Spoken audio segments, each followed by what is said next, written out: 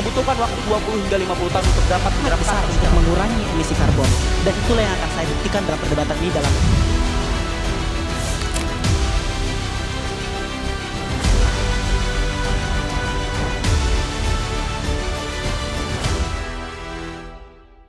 Selamat datang di Liga Debat Mahasiswa IDN Times 2026, Voice of Millennials dari Sumatera hingga Nusa Tenggara. Sejak tahun 2024 dan tahun ini adalah pelaksanaan ketiga kalinya. Pertama-tama saya perkenalkan diri dahulu. Saya adalah Feni Maulia Agustin. Saya merupakan jurnalis dari IDN Times Sumsel di Sumatera Selatan ya. Bahagia sekali rasanya kita bisa berjumpa di ruang Zoom ini untuk melaksanakan babak perebutan juara ketiga Liga Debat Mahasiswa IDN Times 2026. Sebelum peserta yang sudah berada di kesempatan ini karena sudah melakukan babak penyisian dengan maksimal. Oke, hari ini kita akan melakukan Liga Debat Mahasiswa IDN Times 2000 Masa Depan Gen Z. Dan mosi debat hari ini adalah gig ekonomi, yakni fleksibilitas atau eksploitasi bagi Gen Z. Sebelumnya, saya juga akan menyapa dulu ya para panelis yang hadir hari ini. Terima kasih buat para panelis karena sudah setia memberikan penilaian yang terbaik untuk apa namanya kegiatan IDN Times Liga Debat ini ya. Saya ucapkan pertama-tama selamat datang kepada panelis pertama itu ada dari co-founder kolektif Histeria Bapak Ahmad Hairudin. Halo Pak, Selamat pagi, suaranya Pak. selamat siang. Halo, halo, selamat siang. Selamat siang Pak, bagaimana kabarnya? Sehat, sehat, Selamat siang, gimana Pak kabarnya Pak? sehat, sehat. Ini Oke, buat semangat Pak memberi penilaian untuk para peserta ya. siap-siap. Oke, kemudian ada panelis kita, ada dari Profesor Rosdiana Sijabat yang merupakan guru besar administrasi bisnis dari Fakultas Bisnis dan Inovasi Sosial Unika Atmajaya Jakarta. Bagaimana Ibu? Apa kabar Ibu? Kabar baik Mbak Feni, selamat siang dan saya ingin menyapa teman-teman dari Unhas, dari PKN STAN. Sudah sejauh ini bernalar kritis dan sore ini akan semakin kritis. Semangat. Oke, Suara kita makasih ya terdengar Bu. ya, sepertinya Mbak Feni Selanjutnya yang kita ini ya. ada panelis yang Teman-teman terakhir. mahasiswa, suara kita jelas ya? Jelas Apa Bu. gimana? Oke, ya. Iya udah. Udah jelas Bu, udah jelas sekali. Oke. Selanjutnya panelis kita yang terakhir itu merupakan founder Akna Komunika Surabaya. Ada Bapak Agung Putu Iskandar. Pak Putu Agung Iskandar, bagaimana? Halo, selamat siang semuanya. Semoga semangat melaju ke babak berikutnya. Oke, tadi selanjutnya kita akan menyapa para peserta yang hari ini akan melakukan adu debat ya. Pertama dari peserta dari Politeknik Keuangan Negara Sekolah Tinggi Akuntansi Negara dari PKN STAN yang hari ini akan berdebat sebagai tim pro. Mana pesertanya gimana kabar kawan-kawan? Sehat? Aman? Lancar? Alhamdulillah Ibu, kabar kami sehat dan lancar. Siapa aja nih personilnya? Izin Iya, siapa memperkenalkan aja diri. personilnya bisa ketua timnya memperkenalkan diri. Ya. Betul, terima kasih Bu atas kesempatannya. Izin memperkenalkan diri. Saya sendiri Raditya Wicaksana dari Prodi Manajemen Keuangan Negara, Politeknik Keuangan Negara STAN. Di sini tim kami ada dua lagi. Yang pertama Zalfa Aura Sabita dari Prodi Manajemen Keuangan Negara, Politeknik Keuangan Negara STAN. Yang terakhir ada Rizky Hidayat Ibu dari Prodi Akuntansi Sektor Publik, Politeknik Keuangan Negara STAN. Salam kenal Bapak Ibu panelis dan moderator. Salam kenal semuanya, semangat ya. Semoga bisa mendapatkan hasil terbaik pada hari ini. Oke, selanjutnya akan ada peserta debat yang dari tim kontra, ada dari Universitas Hasanuddin, dari Unhas. Gimana teman-teman kabarnya? Halo Kak, halo teman panelis sekalian dan teman-teman berdebat. Kabar kami sangat baik, Alhamdulillah. Perkenalkan, saya Ryan Naufal dari Program Studi Ilmu Komunikasi sebagai Ketua Tim dari Universitas Hasanuddin. Dan anggota tim satu, saya ada Kak Margian Manuela dari program studi ilmu hukum, dan anggota kedua saya dari Universitas Hasanuddin ada Kak Muhammad Sahrul dari Prodi Ilmu Hukum. Selamat bertanding semuanya. Selamat siang, semangat pagi. Oke.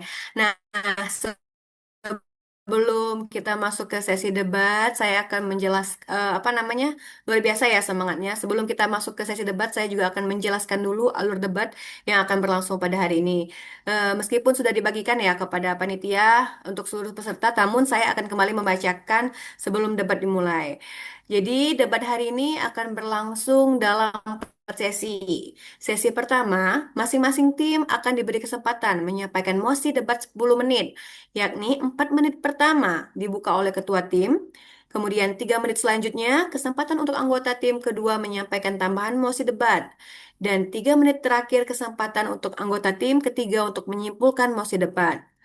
Kemudian, pada sesi kedua, tim pro akan menyanggah mosi dan memberikan 2 pertanyaan kepada tim kontra, maksimal disampaikan dalam 5 menit. Lalu, tim kontra akan menanggapi sanggahan dan menjawab pertanyaan dari tim pro maksimal 5 menit. Kemudian, tim kontra memberi sanggahan sekaligus melemparkan 2 pertanyaan pada tim pro maksimal dalam 5 menit. Kemudian, tim pro pun akan menanggapi kembali sanggahan dan pertanyaan dari tim kontra dalam 5 menit. Lalu, pada sesi ketiga, masing-masing panelis akan memberikan 1 pertanyaan kepada tim pro dan tim kontra dengan durasi waktu hanya 3 menit. Selanjutnya, tim pro dan kontra akan diberi waktu masing-masing 6 menit untuk menanggapi pertanyaan dari panelis. Kemudian pada sesi terakhir, sesi keempat, masing-masing tim akan menyampaikan closing argumen maksimal 3 menit. Isi closing argumen bukan menyanggah pernyataan pada sesi tanya jawab, namun argumentasi yang meyakinkan bahwa mosi yang diangkat lebih tepat dibanding tim lawan. Nantinya, sesi penyampaian setiap argumen akan diberi penanda waktu yang akan dijaga dan dipantau oleh tim kiper. Jadi kami mohon diperhatikan waktunya ya, karena kelebihan waktu juga akan menjadi penilaian bagi panelis. Bagaimana kedua tim? Apakah sudah jelas? Siap, sudah jelas Ibu. Baiklah, kalau gitu kita akan mulai kembali Liga Debat hari ini. Langsung saja kita mulai laga perebutan juara ketiga dengan mosi debat hari ini adalah gig ekonomi, yakni fleksibilitas atau eksploitasi bagi Gen Z. Sebagai tim pro, PKN STAN, kami beri kesempatan terlebih dahulu untuk menyampaikan mosi debatnya dalam waktu 10 menit dimulai setelah tanda waktu menyala. John Stuart Mill pernah mengatakan kebebasan yang sesungguhnya adalah kebebasan menentukan jalan kita sendiri selama kita tidak merampas kebebasan dari orang lain. Dewan juri, posisi kami sederhana, yakni gig ekonomi memberikan pilihan. Eksploitasi terjadi ketika pilihan itu disalahgunakan oleh stakeholder, bukan karena nature dari gig ekonomi itu sendiri. Kami mengakui eksploitasi itu ada juri, upah rendah, jam kerja panjang, hingga algoritma yang tidak transparan. Tetapi masalah serupa juga terjadi dalam pekerjaan formal non-gig ekonomi. Maka adanya eksploitasi di gig ekonomi belum membuktikan bahwa eksploitasi tersebut berasal dari gig ekonominya. Survei dari Randstad menunjukkan rata-rata Gen Z hanya bertahan 1,1 tahun pada satu pekerjaan di fase awal karirnya juri. Mencerminkan apa? Mobilitas kerja mereka masih tinggi. Karena itu fleksibilitas menjadi sangat relevan bagi generasi ini. Lihat mahasiswa yang menjadi desainer lepas. Ketika ia bisa mengambil proyek saat membutuhkan pendapatan dan menguranginya ketika ujian, itulah fleksibilitas bukan? Ketika klien menahan pembayaran atau memberi pekerjaan di luar kesepakatan, itulah baru eksploitasi juri. Maka bedakan keduanya juri. Gig ekonomi menjelaskan bagaimana seseorang bekerja. Eksploitasi menjelaskan bagaimana seseorang diperlakukan ketika bekerja. Realitasnya, survei LDFEB UI menunjukkan lebih dari 65% mitra GoRide dan GoCar mengalami peningkatan pendapatan setelah bergabung. Sementara Upwork mencatat lebih dari 4 miliar USD transaksi jasa pada 2025. Artinya apa juri? Gig ekonomi nyata membuka akses pendapatan di berbagai jenis pekerjaan. Dari sini burdennya sederhana, juri. Kami harus membuktikan gig ekonomi menambah pilihan nyata bagi Gen Z tanpa menjadikan eksploitasi sebagai sifat dasarnya. Sebaliknya, tim kontra di sini harus membuktikan bahwa eksploitasi lahir dan melekat pada struktur gig ekonomi itu sendiri, bukan pada stakeholdernya. Kalau mereka hanya menunjukkan eksploitasi terjadi, mereka baru membuktikan perlunya perbaikan pada status quo, juri, bukan bahwa gig ekonomi adalah eksploitasi. Dan tujuan mosi ini bukan sekedar membuat Gen Z punya pekerjaan, tetapi memperoleh pekerjaan yang layak, yang sesuai dengan karakteristik Gen Z itu sendiri. Bisa kuliah, membangun portofolio, dan memiliki sumber pendapatan. Karena bagi Gen Z, juri, fleksibilitas adalah hal yang paling utama dan krusial. Karena itu, ada 4 karakterisasi yang perlu kami kunci agar debatnya itu lebih debatable dan konstruktif. Pertama, juri, gig ekonomi itu adalah model kerja berbasis tugas atau proyek tanpa keterikatan permanen penuh pada satu pemberi kerja, seperti driver, desainer, tutor, atau freelancer digital. Kedua, Gen Z, juri, adalah generasi muda yang sedang membangun posisi di pasar kerja dan memiliki mobilitas serta kebutuhan fleksibilitas yang tinggi. Karena itu, yang mereka butuhkan bukan hanya akses dan pendapatan pertama, tetapi juga kendali untuk menyesuaikan pekerjaan dengan pendidikan, pengembangan diri, workload, dan perubahan kebutuhan hidup mereka itu sendiri.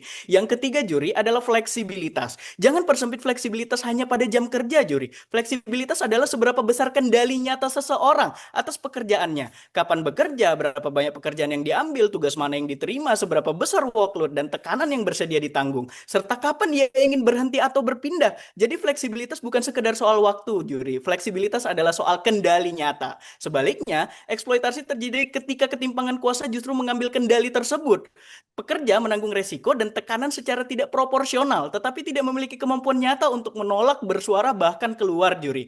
Maka satu parameter harus kita pegang sepanjang ronde ini, yakni bandingkan pilihan yang nyata bukan pilihan yang ideal, juri. Jangan bandingkan pekerja gig dengan pekerjaan formal sempurna yang bergaji tinggi, aman, dan fleksibel, tetapi belum tentu tersedia bagi orang yang sama. Namun tanyakan, jika gig ekonomi tidak ada, apa pilihan nyata Gen Z tersebut? Apakah langsung mendapat pekerjaan formal yang lebih baik, atau justru menunggu, menganggur, atau mengambil pekerjaan yang tidak sesuai dengan kehidupannya? Karena pertanyaan terbesar ronde ini bukan apakah gig ekonomi sempurna. Pertanyaannya adalah, apakah gig ekonomi mengambil kendali dari Gen Z atau justru memberikan pilihan yang sebelumnya tidak mereka pilih? Dan itulah yang akan kami buktikan.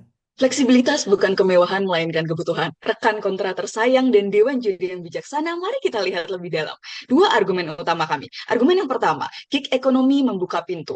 Pahami betul bahwa fleksibilitas gig ekonomi sudah bekerja bahkan ketika seseorang berada di pintu masuknya. Mengapa bisa demikian, Dewan Juri? Ada 3 lapisan. Yang pertama, sadari betul siapa Gen Z hari ini. Survei Jakpad 2026 mencatat hanya 38% Gen Z yang berstatus pekerja tetap. Sisanya apa, Dewan Juri? Mahasiswa yang sibuk kuliah, ibu dengan anak yang masih kecil misalnya, atau seorang disabilitas mungkin. Dan lapisan yang kedua, lantas, ketika mayoritas Gen Z tersebut membutuhkan adanya penghasilan, apakah pekerjaan formal yang memerlukan kehadiran penuh bisa mereka akses, Dewan Juri? Tentu saja tidak. Mahasiswa tidak bisa menyesuaikan waktu, seorang ibu tidak bisa meninggalkan anaknya yang masih kecil, dan seorang disabilitas sulit untuk dapat diterima dalam suatu perusahaan. Tentu saja, hal ini tidak bisa diselesaikan dengan pekerjaan formal, Dewan Juri. Namun, dengan gig ekonomi, pintu-pintu pekerjaan yang tertutup dapat terbuka. ILO, International Labour Organization 2024 pun menyebut bahwa gig ekonomi memiliki low entry barrier sehingga siapapun bisa masuk ke dalamnya. Lantas lapisan yang ketiga, mari kita lihat di lapangan. Rilisan dari UGM 2026, ada seorang mahasiswa bernama Aji, ia tidak bisa menerima beasiswa sama sekali, kemudian ia memilih menjadi driver ojol makanan di sela kuliahnya. Dan pada akhirnya apa? Ia bisa lulus cum laude. Tidakkah Dewan Juri menyadari, tanpa fleksibilitas gig ekonomi, Aji bisa saja terancam berhenti kuliah karena tidak memiliki akses terhadap pekerjaan. Disinilah fleksibilitas pintu masuk yang ditawarkan oleh gig ekonomi. Lantas, argumentasi kami yang kedua, yaitu fleksibilitas level atas. Mari kita lihat lebih dalam. Dewan Juri, setelah masuk ke dalam gig ekonomi pun, fleksibilitas ini terus berlanjut. Mengapa kami katakan demikian, Dewan Juri? 3 lapisan. Yang pertama, sadari betul bahwa Gen Z yang pada akhirnya masuk ke lingkungan kerja formal tidak berambisi pada pekerjaan mereka dan mengharapkan fleksibilitas, Dewan Juri.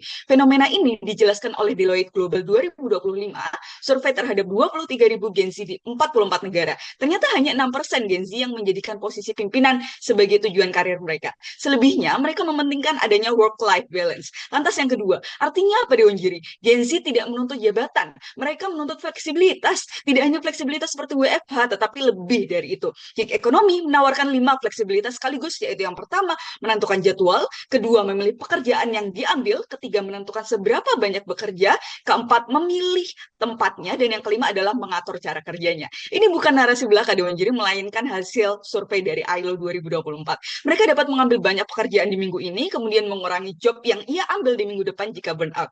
Lantas yang ketiga, mari kita lihat di lapangan. Majalah Senta Kemenaker 2025 mengakui sendiri bahwa bagi Gen Z, keseimbangan hidup adalah soal kendali atas waktu dan energi. Fleksibilitas dapat dalam pekerjaan inilah yang tidak bisa diberikan oleh ekonomi-ekonomi lainnya, Dewan Juri. Dengan 2 argumen utama inilah, maka gig ekonomi mampu memberikan solusi fleksibilitas bagi Gen Z. Maka proposal kami terjustifikasi. Dunia terus berubah, pilihannya Anda hanyalah ikut berkembang atau tertinggal. Dewan panelis yang bijaksana dan rekan Anying menjadi kami. Sebagai pembicara ketiga, saya akan berikan analisis dunia tim pro versus tim kontra disertai elaborasi argumen dari awal perdebatan dimulai. Panelis, pada akhirnya perdebatan berfokus mencari dunia mana yang lebih tepat untuk menggambarkan gig ekonomi untuk Gen Z, fleksibilitas atau eksploitatif. Juri, kami pertama akan melihat dari sisi dunia kontra. Pada dunia kontra, kami memprediksikan 2 kemungkinan dari kontra, dari segi eksploitatif dan dari segi alternatif. A, dari segi eksploitatif. Apabila pada dunia kontra, mereka mungkin menganggap bahwa dunia gig ekonomi dikatakan eksploitatif, di mana terjadi, perpindahan risiko-risiko alat kerja yang tadi ditanggung oleh pemberi kerja, tapi pencari kerja harus punya alat kerjanya, jaminan kesehatan yang minim, dan jam kerja yang mungkin nggak masuk akal, mereka anggap tarif upah yang mereka anggap bakal rendah, atau mereka menganggap ada syarat-syarat eksploitatif lainnya. Ketahui panelis bahwa problema ini tidak terjadi hanya di ekosistem gig ekonomi, namun terjadi juga di ekonomi konvensional lainnya. Seperti contohnya ekonomi UMKM itu terjadi di Dewan Juri. Mereka tidak wajib memberi jaminan kerja, tidak wajib memberi upah UMR, dan ada eksploitasi lainnya. Sehingga apa? Hal ini tidak eksklusif di sisi mereka, Dewan Juri, dan telah patah dari awal sesuai dengan apa yang pembicara pertama kami telah katakan. B, segi alternatif. Apabila mereka akan mengatakan bahwa fleksibilitas waktu mungkin akan tercapai, apabila mereka mengatakan bahwa ada alternatif lain yang bisa menjawab fleksibilitas di luar gig ekonomi, seperti ada mekanisme flexible working hour atau work from home dan lain sebagainya. Perlu kita ketahui panelis, sisi baiknya, fleksibilitas waktu akan tercapai di sisi mereka. Namun, fleksibilitas secara penuh yang dari yang telah pembicara pertama kami gambarkan, seperti opsi karir yang beragam, perpindahan karir yang cepat, dan juga bisa memilih untuk meminimasi jam kerja atau memaksimalisi jam kerja yang sesuai dengan karakteristik mayoritas Gen Z, itu belum bisa tercapai dari segi alternatif mereka, Dewan Juri. Sehingga apa? Hal ini tidak eksklusif dari sisi kontra dan telah patah dari awal. Bandingkan dengan posisi kami, Dewan Juri. Tim kami percaya bahwa fleksibilitas lebih tepat untuk mengkarakterisasi gig ekonomi melalui yang pertama, kebebasan pilihan pekerjaan, yang kedua, kemudahan career shifting, yang ketiga, maksimalisasi jam kerja maupun minimisasi jam kerja sesuai dengan kebutuhan dan mood dari Gen Z yang sangat dinamis, dan yang keempat, fleksibilitas dari sisi komuter, di mana terdapat ibu rumah tangga, disabilitas, dan lain sebagainya. Dan percayalah, Gen Z udah ada kok yang jadi IRT, ada juga kok Gen Z yang disabilitas. Sehingga apa? Kami percaya hal ini telah terjawab pada pembicara kedua kami melalui argumen gig ekonomi membuka pintu yang lebih lebar dan memberi fleksibilitas level atas, Dewan Juri. Dan juga hal ini sesuai dengan karakterisasi dari pembicara pertama kami, bahwa kami bisa membuktikan kalau gig ekonomi bisa menambah pilihan di mana tidak menjadikan eksploitasi sebagai sifat dasarnya. Bangga sebagai pembicara ketiga tim pro. Oke, waktu habis. Terima kasih buat tim pro dari PKN STAN. Luar biasa mosinya, sangat berapi-api ya disampaikan terkait tema hari ini dan juga mosi hari ini. Yang saya simpulkan tadi dari rangkuman yang disampaikan oleh tim pro terhadap mosi hari ini, yaitu gig ekonomi merupakan pintu pekerjaan yang tertutup, bisa terbuka untuk mereka yang kesulitan mendapatkan pekerjaan formal. Kemudian, mahasiswa yang menjadi ojol bisa cum laude setelah ikut gig ekonomi. Lalu Gen Z juga menuntut fleksibilitas, dan tim pro menunjukkan gig ekonomi memberikan 5 fleksibilitas untuk para Gen Z. Sungguh luar biasa ya teman-teman. Selanjutnya setelah kita mendengarkan pernyataan mosi dari tim pro dari PKN STAN, kita lanjutkan di sesi kedua. Dari tim, mohon maaf, dari tim dari Universitas Unhas, kami persilakan untuk menyanggah dari statement dari PKN STAN. Kami persilakan setelah waktunya dinyalakan ya. Panelis, 2 hal penting harus dipahami. 3, 1, menurut Diane Mucahi, ekonomi gig merupakan pasar tenaga kerja yang perusahaannya lebih memilih untuk merekrut pekerja lepas. Hubungan ini berbasis tugas berproyek seperti driver ojek online, content creator, dan sebagainya, yang dapat menjadi keuntungan pada perusahaan tapi kerugian terhadap pekerjanya. Dua, apa fleksibilitas dan eksploitasi? A, fleksibilitas adalah ketika Gen Z bisa melakukan pekerjaan tanpa aturan jam kerja, namun tetap menerima hak atas pekerja dan memenuhi kepentingan rasa aman dan pencapaian tujuan hidup mereka. B, eksploitasi adalah ketika Gen Z hanya menjadi mitra yang bebas, namun tidak menerima keamanan kerja dan finansial, dapat dirugikan oleh perusahaan kapan saja, dan tidak memiliki kepastian dalam karirnya. Tiga, mosi ini adalah evaluasi, sehingga pro harus membuktikan kenapa fleksibilitas dapat memberikan keuntungan yang lebih banyak bagi Gen Z, sedangkan kontra akan menjelaskan kenapa gig ekonomi hanya merupakan bentuk eksploitasi yang sepenuhnya merugikan Gen Z, yang akan saya jelaskan dalam argumentasi saya yang berjudul gig ekonomi sebagai ladang eksploitasi perusahaan. Satu, bagaimana perusahaan gig ekonomi sebenarnya beroperasi? Perusahaan gig ekonomi seperti Gojek, Fiverr, dan sebagainya hanyalah pengelola infrastruktur digital dan perantara pasar. Artinya, tanggung jawab mereka adalah mempertemukan antara penyedia jasa dan pencari jasa, sehingga hanya sebatas menyediakan aplikasi yang berfungsi dengan baik secara algoritma, fungsional, dan sebagainya. Makanya yang kedua, mengapa perusahaan tidak cenderung berinsentif memberikan proteksi kepada pekerja? Perusahaan platform memandang pemberian proteksi karyawan kepada jutaan pekerja akan merusak fondasi profit mereka. Kenapa? 4 alasan. A, membengkaknya biaya operasional. Jika perusahaan diwajibkan membayar iuran jaminan sosial seperti BPJS ketenaga kerjaan penuh, cuti berbayar hingga dana pensiun, margin keuntungan perusahaan akan terpangkas secara drastis. Model bisnis mereka yang selama ini bergantung pada subsidi harga murah bagi konsumen akan hancur sepenuhnya. B, kompetisi pasar yang ketat. Valuasi perusahaan teknologi sangat bergantung pada kecepatan ekspansi mereka. Mengalihkan dana untuk jaminan sosial pekerja dianggap oleh pemegang saham sebagai alokasi modal yang mengurangi daya saing harga di pasar. Sedangkan persaingan harga yang mereka harus hadapi antar perusahaan begitu ketat dan sensitif di mata konsumen. C, konsumen sentris. Menurut platform Kapitalisme 2017, perusahaan memuaskan konsumen melalui strategi subsidi masif agar layanan mereka jauh lebih murah dibandingkan jasa konvensional. Pada tahun awal operasionalnya, tarif layanan seperti Gojek dan Grab disubsidi sangat besar oleh investor asing, membuat tarifnya sangat murah bagi konsumen. Namun, seiring berjalannya waktu, tarif tersebut naik secara signifikan karena subsidi investor sudah ditarik. Jika menaikkan harga terlalu tinggi kepada konsumen akan menurunkan volume transaksi, maka perusahaan menempuh cara paling mudah untuk menjaga margin keuntungan, menurunkan tarif dasar per kilometer, dan menaikkan persentase potongan komisi dari pekerja. Ini terbukti dari kajian Semeru Research Institute yang menyatakan pemotongan komisi naik hingga menyentuh angka 20%, bahkan lebih sebagai bentuk menambal beban finansial setelah fase bakar uang perusahaan di awal. Artinya apa? Satu, perusahaan memiliki kepentingan yang sangat besar untuk menjaga keuntungan dan tataan di persaingan ke panelis, dan yang kedua, mereka bebas membuat aturan dan mengambil keputusan apapun walaupun dapat merugikan bagi pekerjanya pada akhirnya. Apa dampaknya ke pekerja? Satu, ketidakpastian pendapatan. Pekerja mengalami fluktuasi pendapatan harian yang ekstrim tanpa jaminan upah minimum. Perubahan algoritma atau pemangkasan tarif sepihak dapat langsung memangkas daya beli pekerja secara drastis. Studi dari Semeru menunjukkan pendapatan bersih driver online seringkali tergerus hingga di bawah standar UMR setelah dipotong biaya operasional harian seperti bahan bakar dan perawatan kendaraan. Belum lagi diperparah dengan hambatan eksternal yang tidak terhitung seperti macet, cuaca, dan sebagainya. Walaupun mereka menyebutkan ada gig work yang berupa tinggi, jika dibedah lebih dalam, ini hanya merupakan eksploitasi waktu dan hak panelis, bukan gaji yang adil. Menurut jurnal The Rise of the On-Demand Work 2017, realitasnya adalah pendapatan besar yang didapat oleh pekerja gig adalah hasil dari durasi kerja yang tidak masuk akal, bisa mencapai 12 hingga 16 jam sehari. Belum lagi, pendapatan tersebut tidak berkelanjutan dan harus dibayar dengan mengorbankan aspek-aspek fundamental kehidupan manusia seperti keamanan, kesehatan, dan sebagainya. Dan perusahaan tidak bertanggung jawab serentan apapun kamu mengalami kecelakaan dalam pekerjaanmu. Kenapa ini benar? Karena dampak buruk yang kedua, yaitu hilangnya perlindungan sosial dan resiko kecelakaan kerja bagi pekerjanya. Pekerja akan menanggung sendiri seluruh resiko fisik di lapangan. Ketika terjadi kecelakaan kerja, sakit parah ataupun kematian, pekerja maupun keluarganya tidak mendapatkan kompensasi apapun. Fakta dari Konfederasi Serikat Pekerja, kasus-kasus kecelakaan lalu lintas dialami kurir instan harus membayar rumah sakit mereka secara mandiri dengan keuangannya pas-pasan. Kesimpulannya adalah satu, akses kerja yang mudah tidak pernah separah dengan kerugian yang dihadapi oleh pekerjanya, tapi kedua, gig ekonomi merupakan bentuk eksploitasi yang terselubung oleh perusahaan terhadap pekerja. Sebagai ekstensi, saya akan menjelaskan kenapa gig ekonomi mengeksploitasi Gen Z dengan menutup kesempatan mereka untuk mengembangkan karir dan kemampuan dirinya. Pertama, panelis, pahami bahwa selama ini perusahaan di gig ekonomi itu hanya memiliki status hubungan mitra dengan pekerjanya, bukan hubungan kerja, sehingga meniadakan kewajiban perusahaan untuk memberikan pelatihan skill dan jenjang jabatan. Padahal survei Global Gen Z dan Millennial Deloitte 2026 di 44 negara menemukan bahwa Gen Z kini semakin memprioritaskan stabilitas, keterampilan, dan kesejahteraan mereka. Ini menunjukkan bahwa saat bekerja, Gen Z mengharapkan pengembangan skill dan keberlanjutan karir untuk membangun pengalaman mereka. Sayangnya perusahaan gig ekonomi tidak memberikan hal tersebut. Ini sangat buruk pada akhirnya karena perusahaan tidak menginvestasikan hal yang sepadan kepada Gen Z yang telah mengeluarkan tenaga dan waktu untuk bekerja dan membuat profit bagi mereka, sehingga Gen Z tidak mampu keluar dari gig ekonomi karena selama masa muda mereka terus untuk melakukan pekerjaan yang repetitif seperti ojek online, Grab driver, kurir tanpa upgrade skill apapun dari perusahaan. Kalau tim pro mengatakan bahwa upah sudah ada, ini tetap tidak cukup karena ingat upah sifatnya konsumtif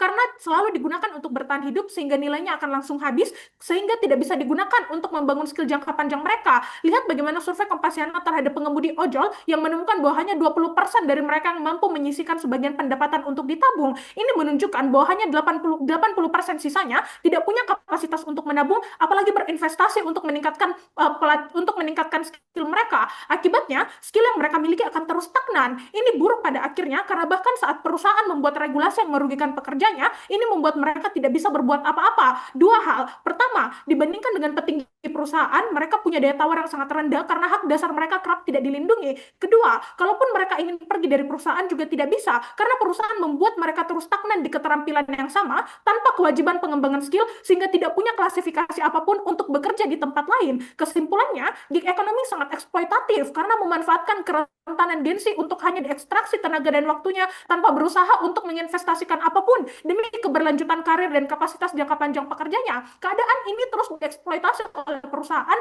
untuk membuat mereka stay di perusahaan dengan daya tawar yang sangat rendah. Lebih lanjut, kedua, lihat analisis Center for Digital Society UGM 2026 yang menemukan bahwa sistem algoritma di platform itu memaksa pengemudi online untuk bekerja dengan istirahat sangat minim demi mencapai target yang dibutuhkan oleh sistem algoritmik. Ini menunjukkan bahwa eksploitasi gig ekonomi itu lahir dari klaim fleksibilitas seperti tim pro, seperti bisa kerja kapan saja, karena justru tanpa batasan kerja, Gen Z terus didorong untuk mengejar target harian melampaui batas ketahanan fisik mereka yang berakibat kepada gangguan tidur, stres, gangguan kesehatan mental lainnya. Ini berarti, kalaupun di kasus terbaiknya ada fleksibilitas, kami telah membuktikan kenapa ini tetap eksploitatif pada akhirnya. Saya akan menjelaskan argumen tentang kegagalan sistemik regulasi pemerintah karena saya rasa tim lawan mungkin akan berjanji bahwa gig ekonomi bisa diperbaiki lewat regulasi dan perlindungan pemerintah. Ini adalah klaim paling manis yang secara mekanisme dan hukum mustahil terjadi karena 3 jebakan struktural. Pertama, ada jebakan ketergantungan pengangguran. Kami rasa bahwa pemerintah memiliki ketergantungan politik ekonomi pada gig ekonomi sebagai karpet penyapu pengangguran.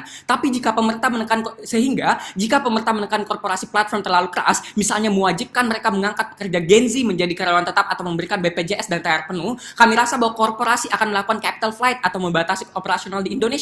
Akibatnya, pemerintah takut angka pengangguran melambung, negara pada akhirnya sengaja membiarkan area abu-abu hukum ini tetap ada, dan ini banyak terjadi di beberapa negara yang akan saya jelaskan nanti. Tapi kedua, ada kapasitas yang terbatas dalam mengikuti algoritma. Kami rasa bahwa pemerintah hanya bisa membuat aturan statis, sedangkan perusahaan platform mengendalikan kode algoritma itu secara tertutup. Sehingga ketika pemerintah menetapkan aturan tarif, batas bawah, korporasi dengan mudah mengakalinya lewat pemotongan biaya sewa aplikasi, kenaikan komisi platform hingga 20-30%, atau pembatasan alokasi order.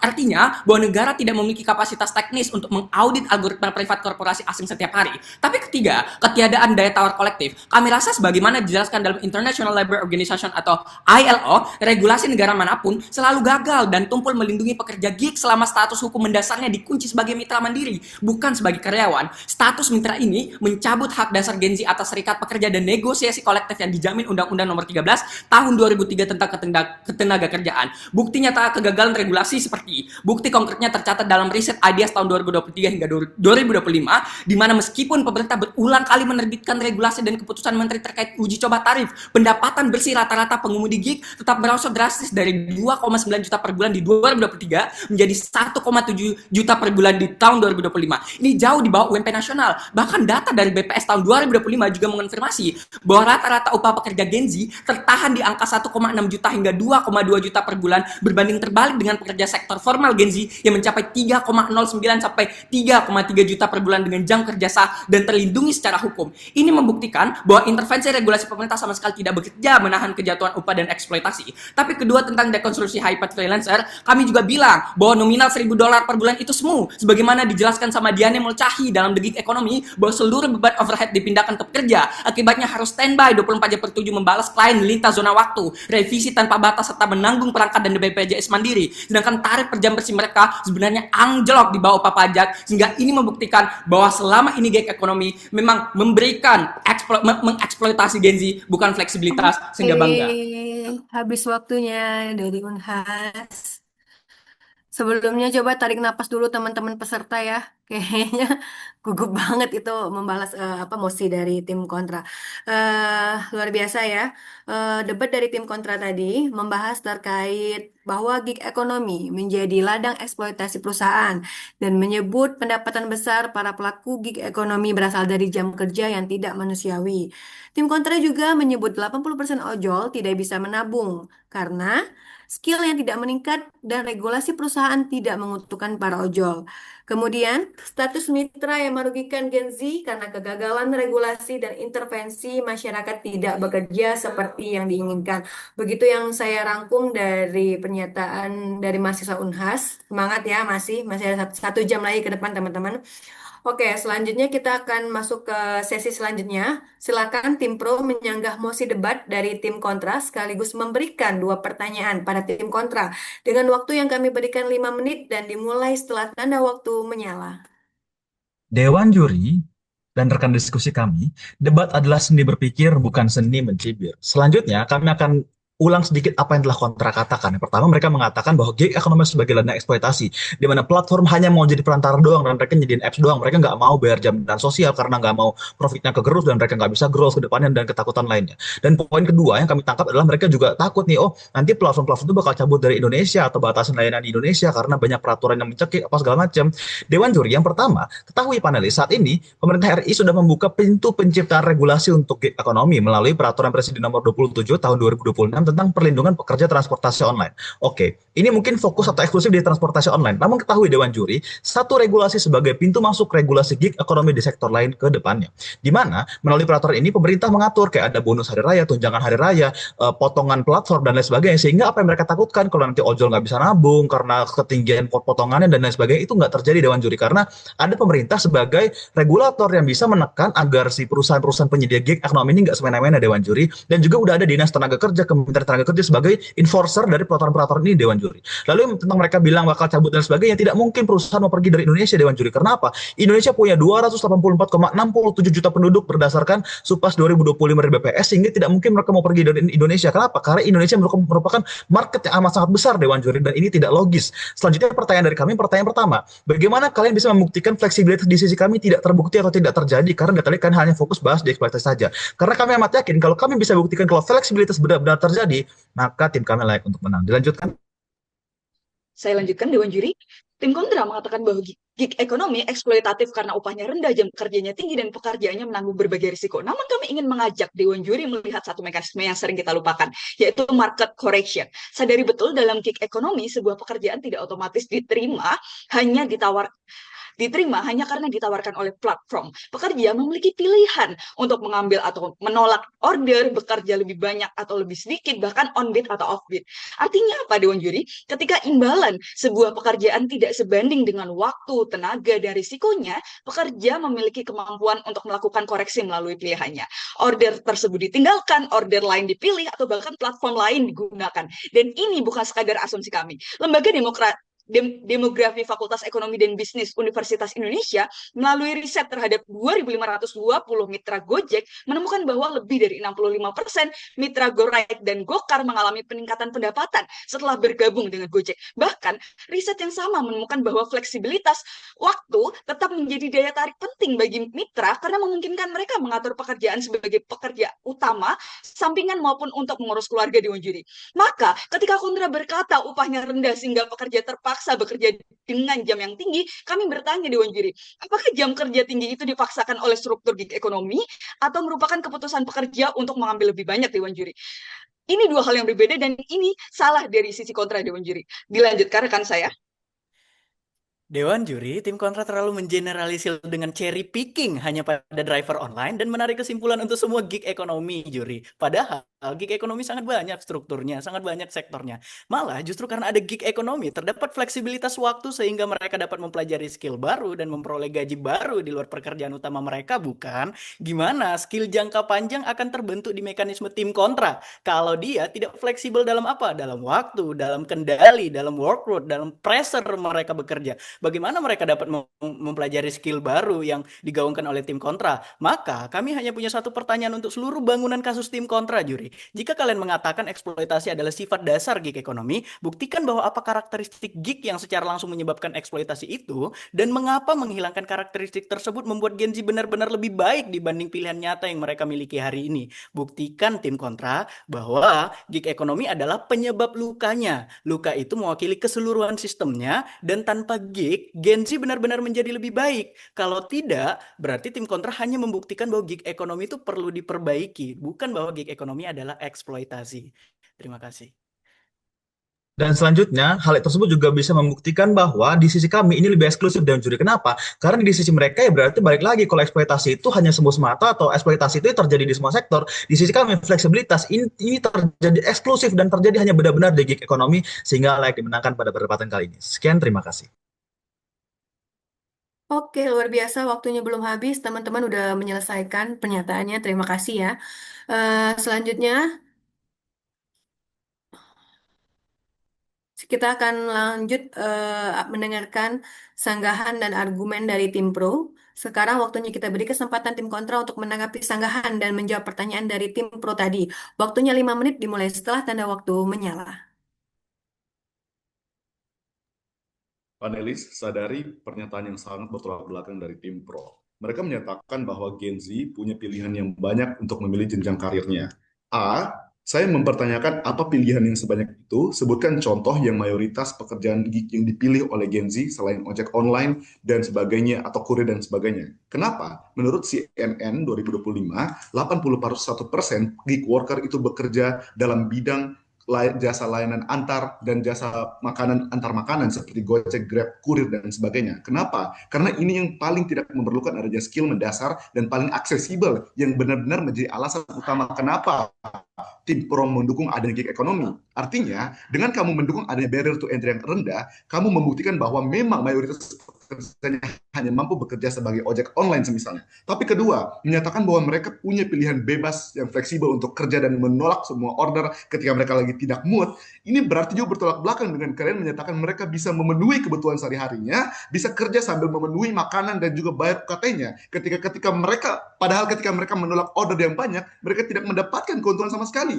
Mereka mendapatkan upah yang begitu minim. Diperparah dengan bagaimana aturan dari tidak adanya peraturan pemerintah yang menerapkan UMR atau upah minimum rendah walaupun mereka menolak order misalnya dari terhadap perusahaan atau para gig worker. Artinya kesimpulannya, semua pendapat mereka terhadap fleksibilitas itu tidak sejalan pada akhirnya dengan kebutuhan dan apa yang dicari oleh pekerjanya dari Gen Z ketika masuk ke dalam gig ekonomi. Ini tetap merupakan bentuk eksploitasi. Tapi selanjutnya saya akan membantah. Mereka bilang bahwa pemerintah itu sudah buka regulasi aturan ekonomi daring. Kami rasa bahwa regulasi yang ada saat ini bukanlah bentuk perlindungan, melainkan bentuk legitimasi lepas tangan tanpa negara. Pertama, regulasi di status quo itu hanya mengatur tarif bukan status hukumnya, dan ini adalah akar masalahnya. Karena faktanya, regulasi pemerintah saat ini seperti Kemenhub KP 667 tahun 2022 atau aturan turunan ketenaga kerjaan hanya berfokus pada penyesuaian tarif batas atas bawah, tapi tentang ada keberadaan celah hukum, regulasi tersebut tidak pernah mengubah status hubungan kerja Gen Z dari mitra menjadi pekerja atau karyawan.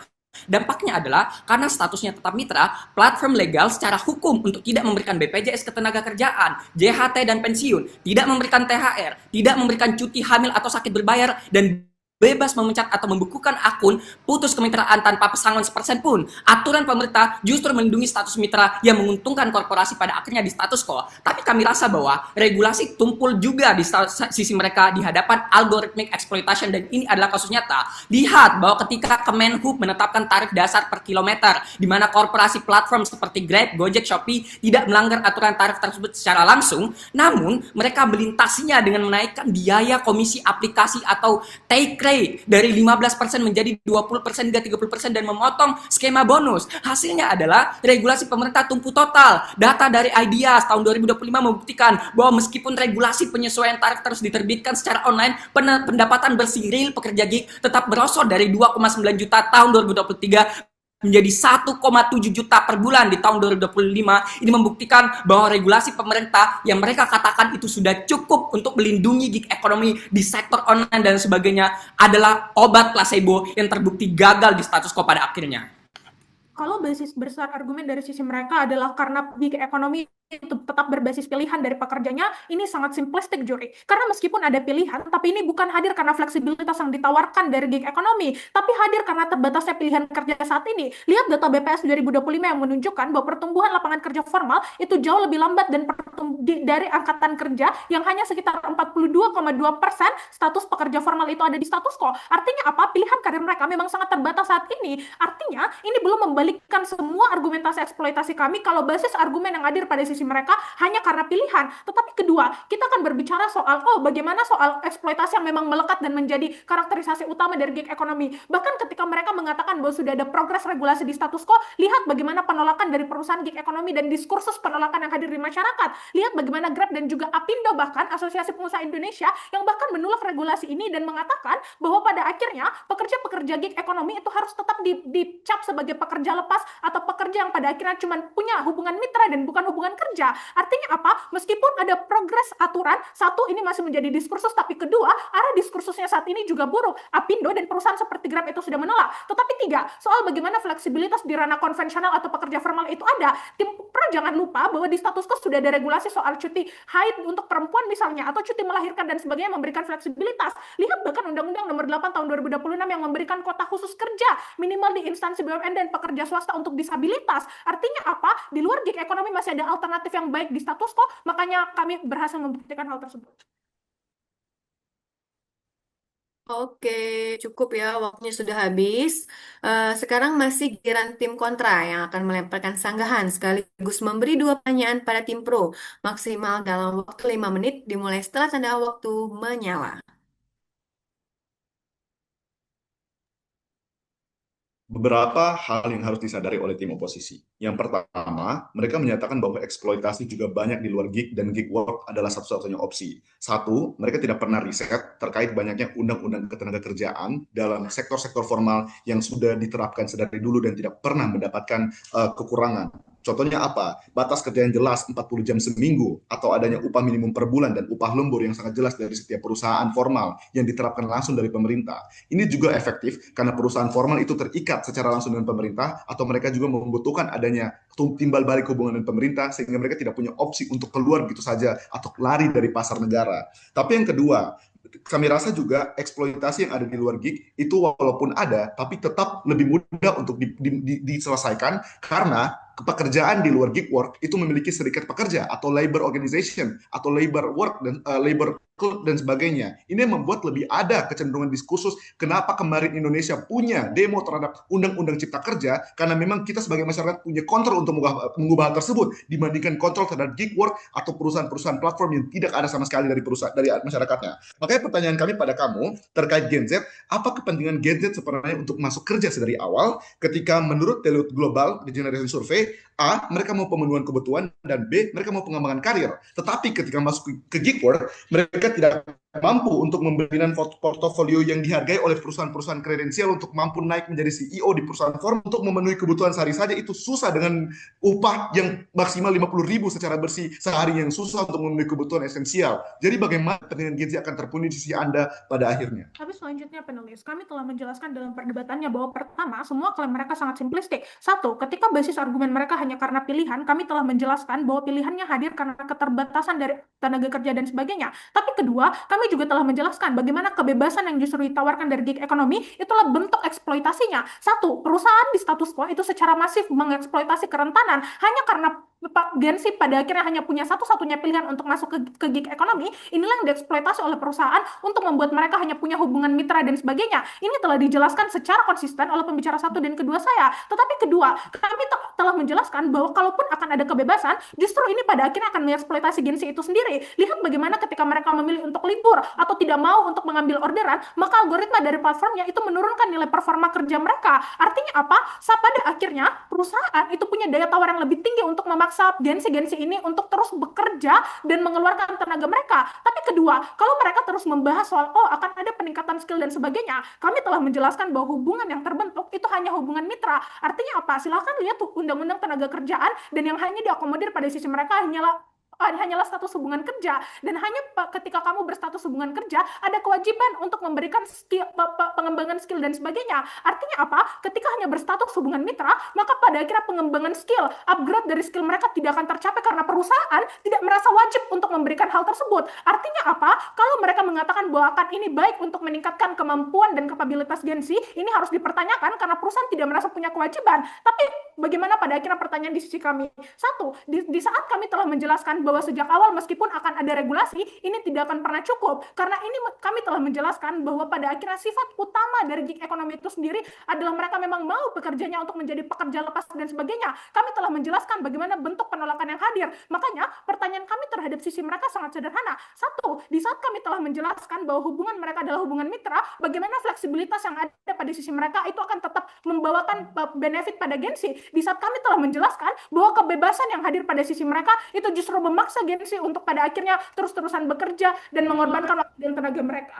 Mosi ini kita harus baca kembali. Ini untuk membuktikan apakah Gen Z itu dieksploitasi di gig ekonomi atau tidak. Bukan tentang apa alasan Gen Z masuk di gig ekonomi. Iya betul, kami amini gig ekonomi memberikan pilihan, tapi justru karena pilihan itulah yang membuat perusahaan dari gig ekonomi merasa punya validasi untuk mengeksploitasi Gen Z, apalagi tidak ada aturan. Tapi tentang mereka yang bilang bahwa gig ekonomi adalah life saver yang memiliki barrier to entry yang rendah dan lain sebagainya di tengah ekonomi yang sangat tidak stabil. Kami rasa gig ekonomi ini bukanlah solusi, melainkan perangkap kemiskinan, karena justru barrier to entry yang sangat rendah itulah di mana jutaan Gen Z berebut pekerja di platform yang sama. Disitulah korporasi memanfaatkannya untuk menekan tarif serendah-rendahnya, dan ini bukan pintu masuk karir, melainkan dead end job atau jalan buntu, karena korporasi bahkan tidak pernah menginvestasikan $1 pun untuk nge-upskilling atau pelatihan resmi kepada Gen Z, sehingga ketika usia produktif mereka telah habis di usia 30-an, mereka dibuang tanpa tabungan pensiun atau keterampilan yang bisa ditransfer pada akhirnya. Di negara berkembang, inilah yang pada akhirnya semakin buruk, makanya bangga untuk menjadi.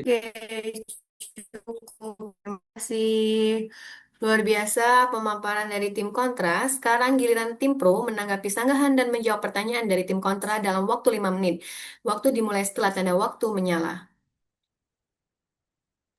Juri, tim kontra terlalu elitis dengan menganggap bahwa keuntungan paling utama hanya berasal dari gaji material, juri. Tetapi tidak, juri. Ada fleksibilitas waktu, ada mental health yang ada di mekanisme kami di gig ekonomi, ada pressure yang dapat dikendalikan, ada efektivitas dalam menata kelola kehidupan, skill yang dipelajari, dan skill jangka panjang yang dari tadi digaungkan oleh tim kontra, itu mekanismenya lebih realistis di sisi kami, juri. Kenapa? Mereka juga terlalu pesimis dan mendiskreditkan berbagai effort yang telah dikeluarkan pemerintah, juri. Seolah-olah pemerintah itu sama sekali tidak mendengarkan aspirasi rakyatnya, juri. Faktanya kan tidak. DPR segera menaikkan tarif persentase penerimaan Gojek ketika mereka merasa tidak adil dengan persentase pembagian dengan aplikatornya. Logika nalar manusia sederhana saja, juri. Ketika pada peramal Gojek tersebut merasa tidak adil sedari awal, maka mereka tidak akan menerima tersebut. Ketika benefit or cost ratio dari pikiran mereka itu tidak masuk, atau kayak oke, aku narik Gojek tiap hari tapi tetap rugi. Ketika mereka merasa itu sedari awal, mereka tidak akan menjadi Gojek, juri. Tapi faktanya apa? Banyak Gojek-Gojek atau bahkan Green SM. Saya mengangkat driver online karena dari tadi tim kontra kasus ekstrimnya adalah driver online. Banyak driver online bahkan penghasilannya itu melebihi UMR, bahkan double digit, juri, pada setiap bulannya. Hal ini mengartikan apa? Bahwa tidak seburuk yang dibayangkan oleh tim kontra terkait dengan mekanisme yang dijalankan swasta tersebut. Dan ketahui rekanku bahwa Permenaker sudah menetapkan aturan seperti bare minimum bagi setiap pemberi kerja di Indonesia untuk memberikan perlindungan swasta bagi pegawainya, juri. Jadi perusahaan tidak sejahat itu juga, juri, dengan tidak melindungi pegawainya sama sekali. Tetap ada mekanisme performance based incentive yang disediakan agar mereka tetap merasa adil, juri. Dengan nalar manusia sederhana yang tadi saya sudah jelaskan. Terkait dengan pertanyaan, apakah pilihan kerja Gen Z untuk masuk ke gig ekonomi? Kembali lagi, tim kontra itu hanya cherry picking dengan mengambil contoh driver online, padahal banyak seperti live streaming TikTok dan berbagai kreator konten digital lainnya yang mana secara monetize gaji material itu lebih besar dibanding jasa antar yang tadi digaung-gaungkan oleh tim kontra, juri, yang mana itu dapat menjadi lahan marketing, sales, dan lain sebagainya. Saya lanjutkan. Selanjutnya mereka juga membahas bahwa kalau Gen Z ini mau kerja jadi ojol atau kerja di gig ekonomi ini, Juri, kalau mereka karena nggak punya pilihan dan lain sebagainya, Juri. Nah, justru inilah yang dari tadi kami angkat, Dewan Juri, bahwa kalau mereka menganggap kami terlalu simplistik, kalau menganggap fleksibilitas terjadi cuma karena kekurangan lapangan kerja, justru kami itu hadir, kalau coba buat jawab pertanyaan itu ya, kami hadir karena nggak terbatas lapangan kerja tadi, Juri. Sehingga apa? Justru gig ekonomi ini bagus jadi opsi agar mereka nggak nganggur. Karena kan ada Juri orang yang cuma lagi career break, lagi mau berhenti sebentar, atau emang yang dari awal nggak cocok untuk kerja formal, ini sebagai mekanisme terbaik untuk mereka. Jadi contohnya seperti apa? Zona uang di Twitter, mereka cari side job buat gambar, atau di Fiverr, atau di Upwork, dan lain sebagainya, Dewan Juri. Lalu selanjutnya mereka juga membahas terkait kalau mereka nolak order, mereka nggak dapat order, susah segala macam, gimana mereka makan gitu. Ya Juri, tentu kalau mereka nolak order terus, ya gimana mereka mau dapat uang, Juri? Nggak mungkin dong mereka cuma nerima order 1 jam sehari, tapi mereka dapat penghasilan setara UMR atau lebih dari UMR. Tentu ini nggak adil. Justru yang kami angkat di fleksibilitas adalah mereka bebas mau on beatnya ntar malam, mau on beatnya tengah malam, mau ngalong, mau main di pagi, itu terserah. Justru di sini menimbulkan fleksibilitas di jam kerjanya. Dan tentu kalau mereka mau pekerjaan yang layak atau gaji yang layak, tetap harus dong narik 8 jam sehari, atau kerja di Fiverr atau di Upwork atau di zona uang Twitter tetap 8 jam sehari dong tentunya. Dan selanjutnya mereka juga membahas terkait status karyawan, mitra, dan lain sebagainya. Tentu kalau di gig ekonomi ini ya statusnya emang mitra atau bukan karyawan tetap, tapi tetap mereka juga bisa kok bikin JHT sendiri. Ada loh Dewan Juri mekanisme membuat jaminan hari tua sendiri, jadi nggak perlu ikut urusan dan sebagainya. Dan selanjutnya akan dilanjutkan oleh rekan saya.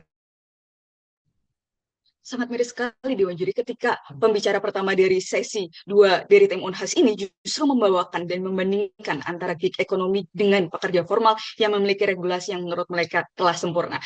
Dewan Juri perlu kami ulangi bahwa dari 2 argumentasi utama kami sejatinya telah menjawab bantahan dari yang disampaikan oleh tim kontra. Mengapa kami katakan demikian, Dewan Juri? Tim kontra membuat adanya false comparison Dewan Juri. Kami tidak pernah mengatakan pekerjaan formal itu buruk. Yang kami katakan adalah bandingkan dengan pilihan nyata yang tersedia bagi Gen Z. Kita perlu memahami karakterisasi Gen Z yang ada pada mosi Dewan Juri, dan itu telah kami paparkan pada 2 argumentasi utama kami. Yang pertama adalah kami mengkarakterisasi Gen Z dengan berbagai macam kondisi, misalnya ada mahasiswa yang sibuk dengan kuliahnya, ada ibu yang sibuk dengan anak kecilnya, dan lain sebagainya, sehingga gig ekonomi ini membuka pintu masuk Dewan Juri. Kemudian yang kedua adalah kami mengkarakterisasi adanya karakter dari Gen Z yang dia peduli akan mental health dan lain sebagainya. Sedangkan hal ini tidak sesuai dengan pekerja formal yang mereka agung-agungkan dari sisi kontra Dewan Juri. Oleh karena itu, sekali lagi, gig ekonomi merupakan solusi yang tepat dari sisi fleksibilitas bagi Gen Z, bangga menjadi proposisi Dewan Juri. Terima kasih. Oke, cukup. Terima kasih dari PKN STAN. Luar biasa ya pemaparan dari kedua tim, dari tim pro dan juga tim kontra. Kedua tim juga sudah memberikan pernyataan dan saling sanggah. Sekarang saatnya kita masuk ke sesi ketiga, yaitu pertanyaan dari panelis. Kepada para panelis, kami persilakan melemparkan pertanyaan. Masing-masing panelis boleh 1 pertanyaan kepada kedua tim, atau satu panelis bisa memborong 3 pertanyaan sekaligus. Kepada panelis kami persilakan. Oke, pertama fleksibilitas kerja memberi Gen Z kebebasan untuk menentukan cara bekerja, atau justru memindahkan risiko perusahaan kepada pekerja. Terus berikutnya, Gen Z lebih bebas bekerja kapan saja, tapi apakah mereka juga tidak bebas untuk bekerja atau semacamnya? Terima kasih. Oke, terima kasih kepada Bapak Adin Herudan. Selanjutnya, itu merupakan pertanyaan dari panelis kita. Kemudian saya persilakan beri kesempatan pada tim kontra dahulu untuk menjawab dalam waktu 6 menit setelah tanda waktu menyala. Saya akan langsung menjawab pertanyaan dari Pak Adin yang terhormat tentang gig ekonomi itu memberikan kebebasan penuh bagi Gen Z untuk menentukan kapan, di mana, dan berapa lama, tapi apa resikonya. Kami rasa ini betul ada pilihan, kebebasan, dan lain sebagainya, tapi itu adalah ilusi kebebasan. Karena pertama, jika Gen Z menggunakan kebebasannya untuk libur atau menolak order atau proyek murah, algoritma platform tetap akan langsung menurunkan nilai kinerja mereka sebagai performance score yang rendah, dan membatasi alokasi order mereka sebagai bentuk shadow ban, atau menurunkan peringkat profil mereka di pencarian. Artinya kebebasan di sisi mereka itu semu. Karena jika tidak terus bekerja, standby 24 jam per 7, pendapatan mereka langsung nol. Artinya ini sekaligus menjatuhkan klaim dari sisi lawan yang bilang kalau ketika mereka mau ujian ya udah tolak aja orderannya, ketika mereka lagi butuh terima aja. Padahal algoritma dari gig ekonomi tidak mengatakan demikian. Karena Apalagi ketika mereka bilang bahwa oh ini ada life saver, di mana banyak sekali Gen Z yang akan mau masuk dalam gig ekonomi sebagai ya ojek online dan lain sebagainya, karena justru pesaingnya banyak, kamu tidak sebebas itu pada akhirnya untuk menentukan kapan kamu mau kerja dan lain sebagainya. Tapi yang kedua, lihat bagaimana dikatakan sama Ibu Hamdayani dalam jurnal manajemen tahun 2026 mencatat bahwa tuntutan ketersediaan konstan di platform digital justru memicu burnout masif dan depresi psikososial bagi Gen Z, berlawanan dengan klaim work-life balance dari tim pro yang mereka bahas bahwa bisnis mereka akan terjaga secara mental, padahal bisnis mereka tekanan itu justru besar, apalagi tidak ada perlindungan hukum tentang bagaimana tarif bawah, tarif atas, dan perlindungan-perlindungan lainnya yang tidak ada di sisi mereka. Tapi kedua pada akhirnya, ketika mereka juga membahas tentang sulitnya menembus pasar di kerja formal dan tingginya angka pengangguran terdidik, maka gig ekonomi ada life saver. Kami menjelaskan tadi bahwa korporasi itu pada akhirnya memang benar memberikan barrier to entry yang sangat rendah, tapi justru disitulah memanfaatkan korporasi bisa memanfaatkan Gen Z untuk dieksploitasi dan lain sebagainya. Makanya bangga.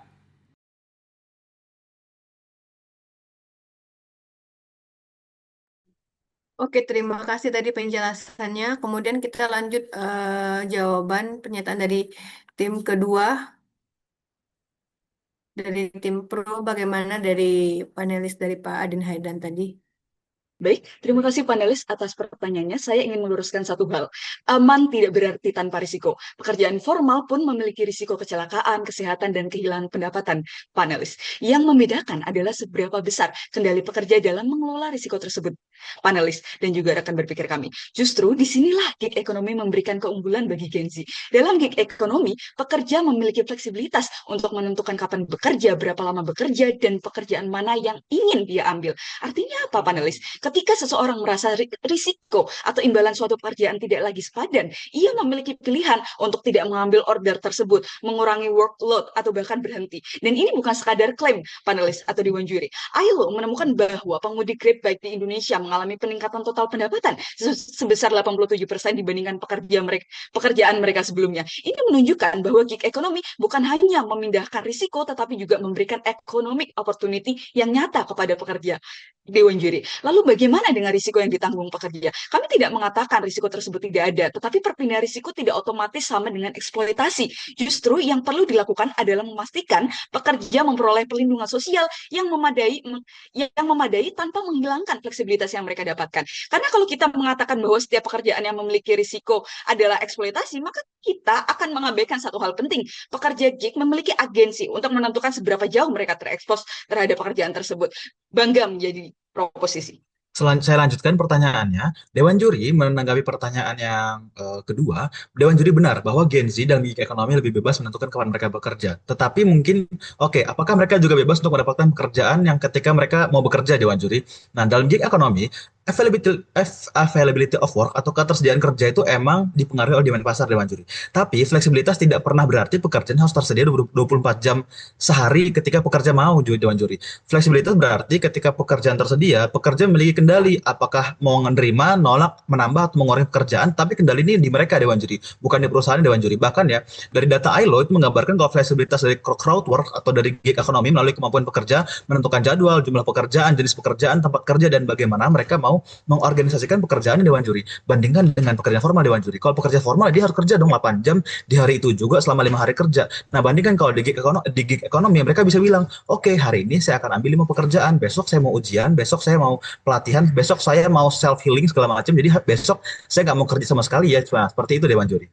Baik, jawaban dari tim kontra dan tim pro semoga memuaskan panelis. Selanjutnya kita akan ke panelis lain ya. Tadi kan pertanyaan dari Pak Adin, kemudian ada 2 panelis lain. Kami persilakan untuk panelis lainnya memberikan kesempatan pertanyaan untuk para peserta agar bisa dijawab dengan maksimal. Ya, boleh saya mengajukan pertanyaannya?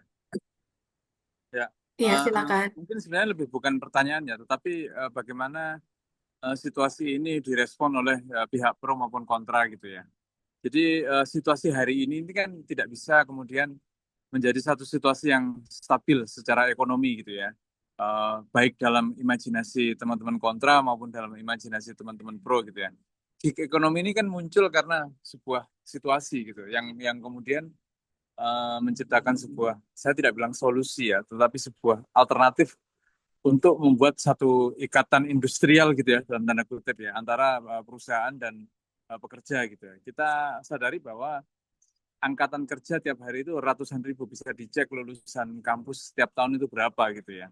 Satu kampus saja kalau ada salah satu kampus negeri di Jawa Timur di Malang itu yang kalau tidak salah tiap tahun dia meluluskan sekitar 80.000 gitu ya. Bayangkan ketika dia bertahun maka beban angkatan kerja begitu banyak gitu kan.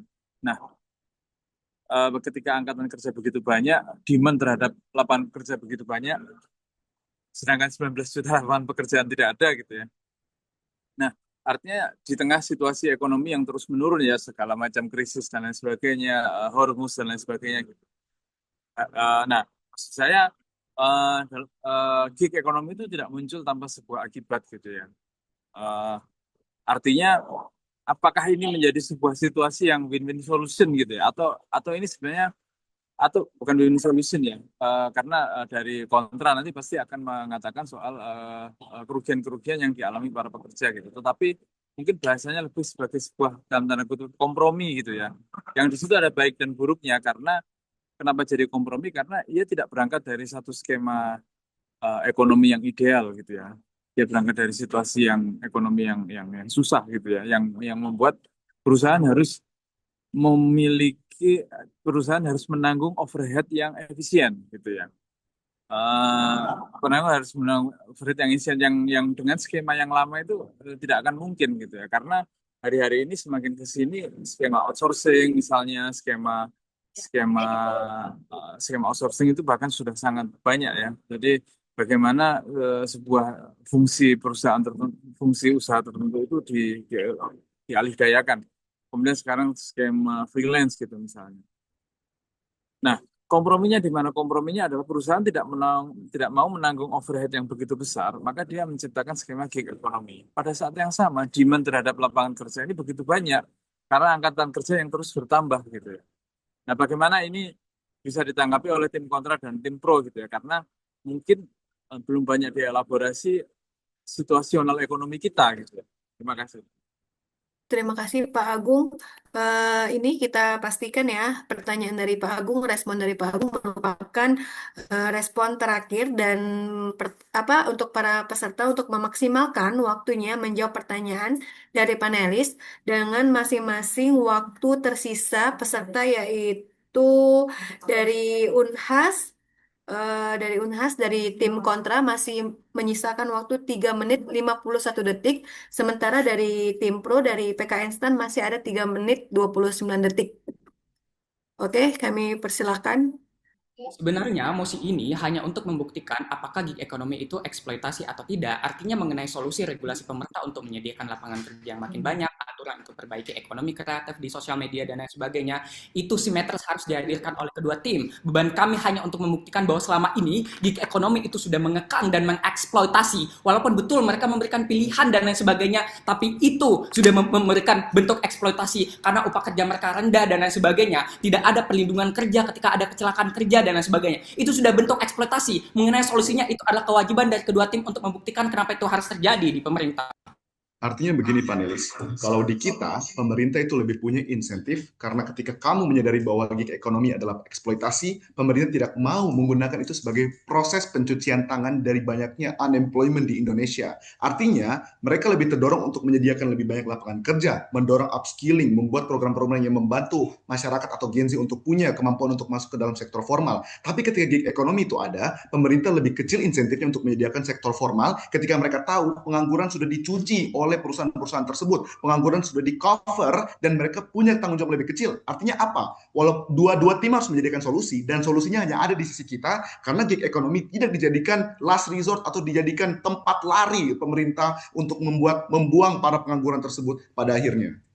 Selanjutnya panelis, justru karena satu kami yang menjelaskan bahwa pada akhirnya gig ekonomi itu adalah bentuk eksploitasi, makanya akan sangat memungkinkan bagi sisi kita untuk bagaimana menyelesaikan permasalahan tenaga kerja yang tidak terserap tersebut. Kami menjelaskan bahwa untuk menyerap tenaga kerja solusinya bukan gig ekonomi, tapi pekerjaan konvensional atau formal itu jauh lebih baik karena satu, perlindungan hukum jauh lebih baik diberikan kepada mereka. Artinya di sisi kita, ketika mengakui gig ekonomi itu adalah bentuk eksploitasi, pemerintah justru didorong untuk menguatkan sektor perekonomian formal mereka. Ini akan jauh lebih baik untuk menyelesaikan permasalahan karena pertama, jumlah tenaga kerja yang tidak terserap akhirnya dialihkan kepada sektor-sektor formal melalui sektor-sektor formal yang menjamin bagaimana hak dasar mereka bisa terpenuhi. Pada akhirnya progresnya di status quo sudah ada. Lihat bagaimana undang-undang cipta kerja yang pada akhirnya memudahkan proses investasi dan sudah ada realisasi penanaman modal 1010 triliun di status quo yang diarahkan oleh pemerintah untuk penambahan lapangan kerja. Makanya ini rasional.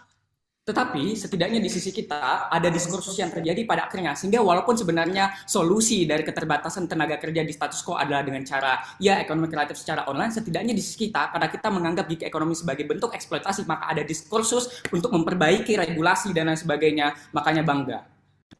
Oke, waktunya udah habis ya dari Unhas.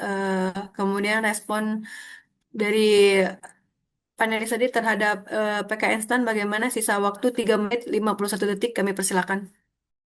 Dewan Juri, kami tidak pernah mengatakan gig ekonomi adalah win-win solution yang sempurna. Justru model ini muncul karena realitas pasar kerja kita belum ideal, Juri. Benar kata Juri. Jumlah orang yang membutuhkan pekerjaan itu lebih besar daripada pekerjaan formal yang tersedia. Maka pertanyaannya, apakah gig membuat semua bekerja langsung stabil? Tentu dari kami itu tentu tidak, Juri.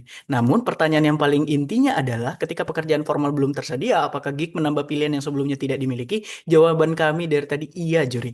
Gig memungkinkan kebutuhan yang terlalu kecil untuk menjadi pekerjaan permanen, satu perjalanan, satu desain, satu proyek, bertemu langsung dengan tenaga kerja yang tersedia. Jadi ia menghubungkan demand yang tersebar dengan tenaga kerja yang belum terserap, Juri. Apakah ada resiko eksploitasi? Tentu ada, Juri, dan itu harus kita perbaiki. Tetapi ketidaksempurnaan tidak membuat pilihan itu kehilangan nilainya. Jadi Juri, gig ekonomi itu bukan solusi sempurna atas sempitnya lapangan kerja. Ia adalah alternatif nyata ketika pilihan lain belum tersedia dan tugas kita adalah memperbaiki perlindungannya, bukan menghilangkan opsi dari gig ekonomi itu sendiri. Dilanjutkan teman saya.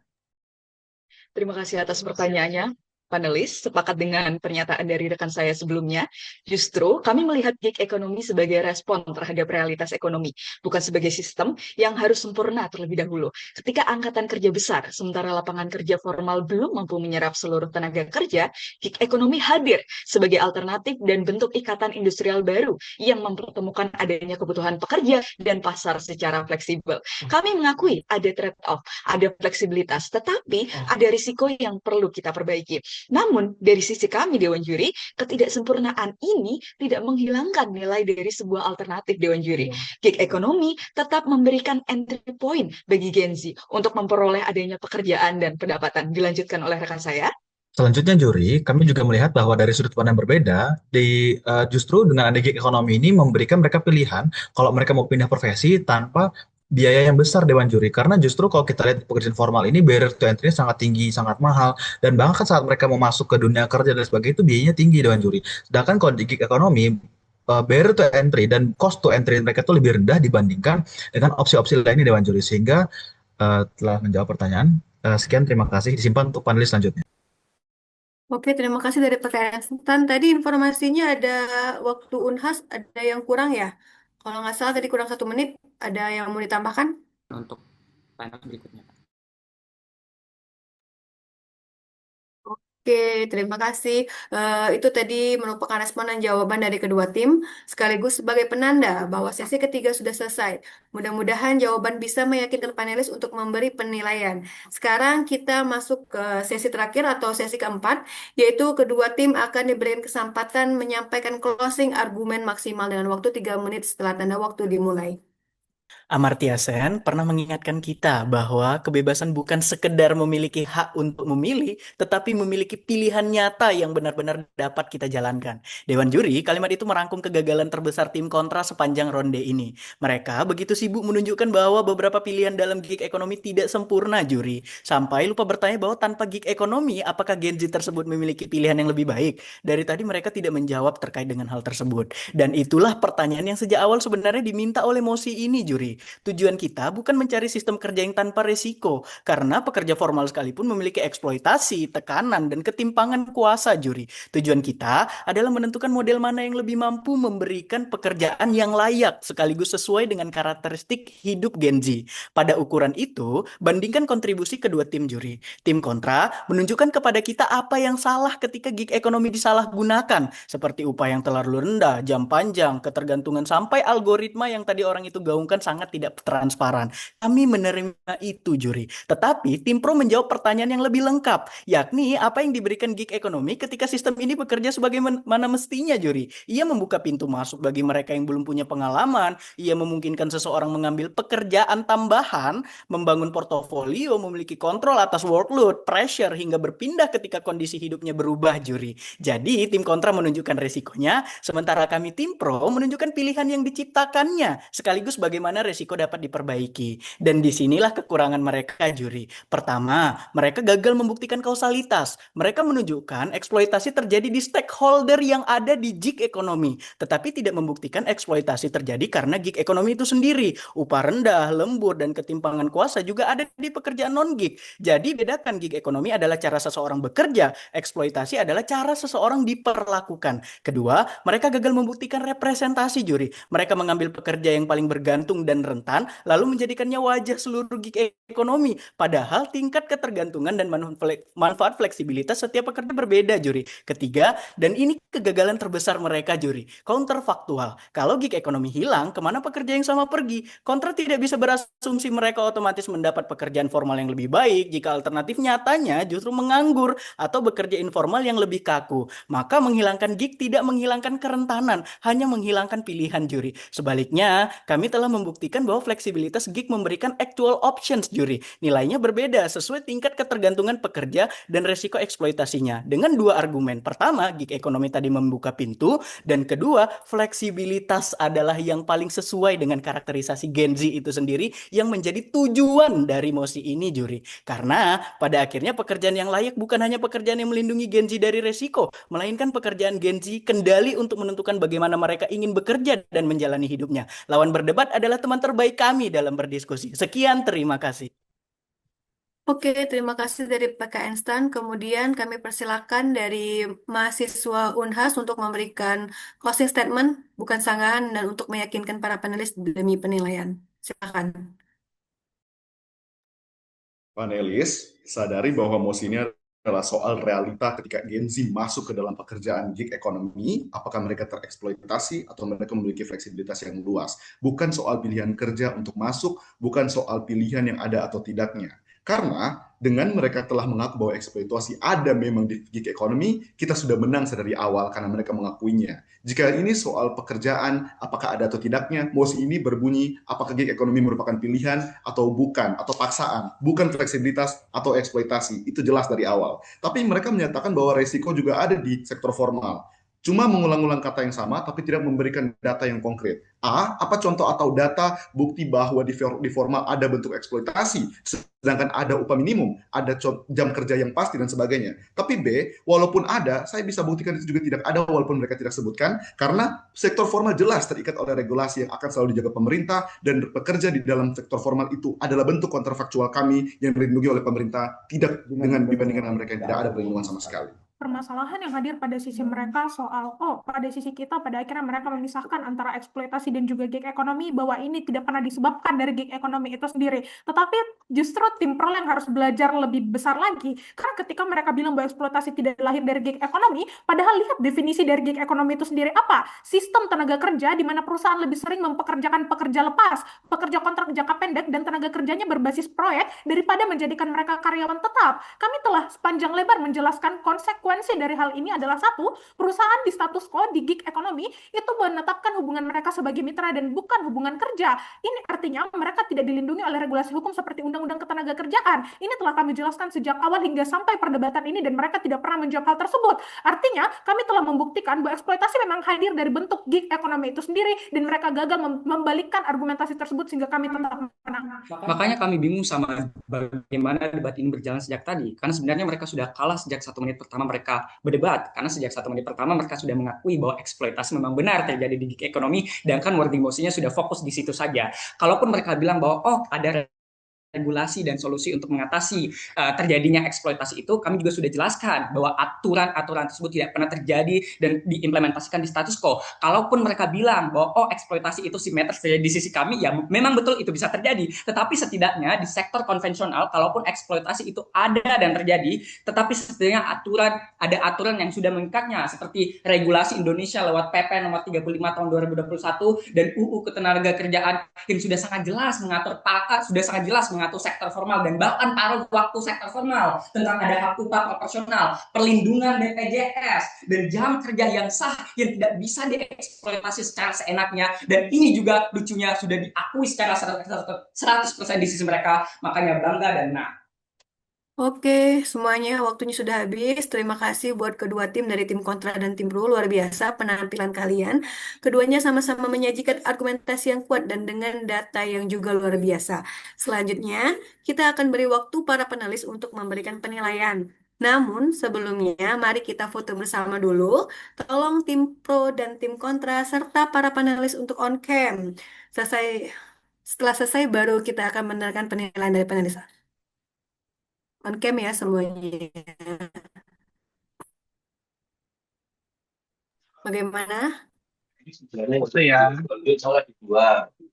Sebentar. 1, 2, 3. Oke, teman-teman, para peserta dari tim pro dan tim kontra, kita udah mendapatkan informasi kalau para panelis juga sudah memberikan penilaian yang luar biasa. Ini merupakan momen yang kita tunggu-tunggu ya. Para panelis juga sudah mengumpulkan nilai dari hasil debat kali ini. Sekarang saya persilakan salah satu panelis untuk membacakan penilaian dan mengumumkan siapa pemenang debat pada babak perebutan juara ketiga ini. Kami persilakan.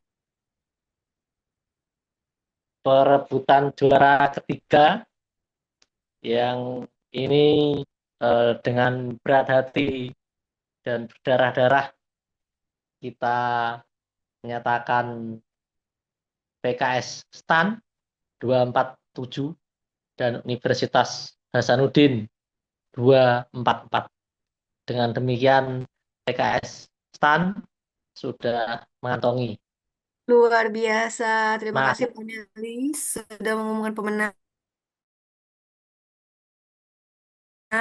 Selamat juga kepada para pemenang bagi mendapatkan penilaian kurang maksimal. Jangan patah arang karena kalianlah tim yang terbaik mewakili kampus kalian. Dengan diumumkan pemenang, maka berakhir sudah babak perebutan juara ketiga kali ini. Dan jangan lupa akan ada final Liga Debat dan akan diselenggarakan secara offline di The Plaza IDN HQ Menara Global Jalan Jenderal Gatot Subroto Kuningan Timur, Jakarta Selatan pada Rabu 19 Agustus dan live di YouTube IDN Times. Jangan lupa follow Instagram dan subscribe YouTube IDN Times. Sampai jumpa di Liga Debat Mahasiswa IDN Times, Voice of Millennial and Gen Z, next period ya. Saya Feni sebagai moderator mohon undur diri. Selamat sore semuanya. Salam bernalar kritis.